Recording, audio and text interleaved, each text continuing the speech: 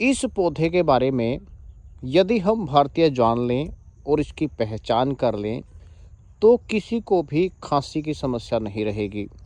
हमारी चरक संहिता में एक ऐसे वात और कफ कारक पौधे के बारे में बताया गया है जो इस समय बहुत आयत मात्रा में है। यदि सभी भारतीय एक साथ भी इसका प्रयोग करें तो भी ये ख़त्म नहीं होगा, इतनी मात्रा में खड़ा है। लेकिन हमारे देश का दुर्भाग्य ये है कि हमें इन चीज़ों के बारे में पता नहीं है। आयुर्वेद हमें बताता है और प्रकृति हमें देती है, और उसी समय पे प्रकृति हमें इन चीज़ों को देती है जब इनकी ज़रूरत होती है, जिस मौसम में ज़रूरत होती है।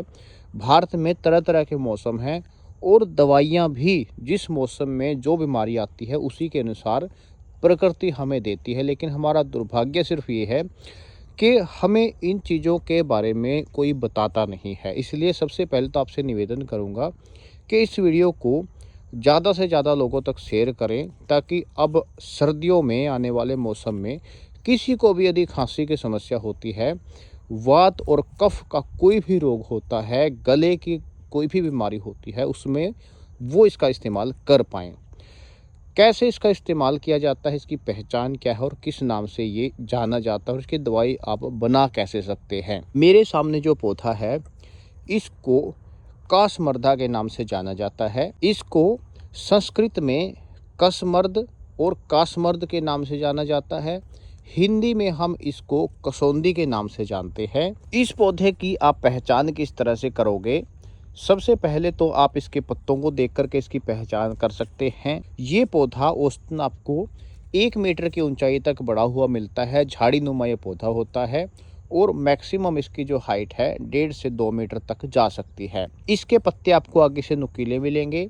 इसके ऊपर जो फूल आता है येलो कलर का, पीले कलर का, इस तरह का फूल आपको देखने को मिलेगा। उसके बाद इस तरह की फलियां इसके ऊपर आती हैं और जब ये पक जाती हैं उसके अंदर आपको इस तरह का बीज आपको दिखेगा। इसकी पहचान करते वक्त आपको एक बात का विशेष ध्यान रखना है, इसके जैसा ही एक चक्करमर्द का पौधा भी होता है, वो ज़्यादा मात्रा में ले लिया जाए तो जहरीला होता है, इसलिए उसको आपने अवॉइड करना है। यदि उसकी पहचान की मैं बात करूं, आपको वो पौधा बिल्कुल एग्जैक्ट ऐसा ही दिखाई देगा। इसी तरह की फलियां उसके ऊपर आती है, इसी तरह का फूल आता है। सिर्फ यदि आप उसकी पत्तियों को देखोगे और उसके अंदर बीज को देखोगे तो उसमें डिफरेंस होता है। इसकी पत्तियां आपको आगे से नुकीली दिखाई देंगी और उसकी पत्तियां आगे से गोल दिखाई देंगी, इसलिए उस पौधे को आपने अवॉइड करना है। इसका इस्तेमाल आप किस तरह से करोगे, इसकी दवाई किस तरह से बनाओगे? वैसे तो इसकी पत्तियों का इस्तेमाल भी होता है, इसके पचांग का इस्तेमाल होता है, लेकिन खांसी के लिए इसकी सबसे अच्छी जो दवा बनती है वो इसके बीज से बनती है। आपको क्या करना है, जब ये ऊपर से पक जाता है, इसकी जो फलियां पकी होती हैं उसका बीज आपने निकालना है और उसको कुछ दिन सुखा लेना है।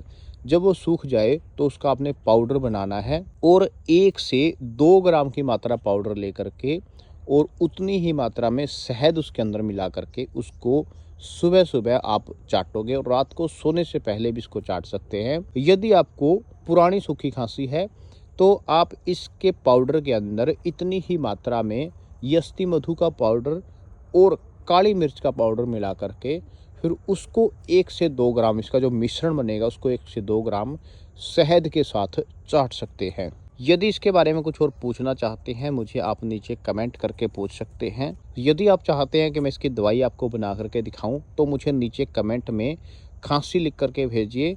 अगली वीडियो में इसकी दवाई बनाई कैसे जाती है, प्रोसेस कैसे की जाती है, वो भी मैं आपको दिखाऊंगा।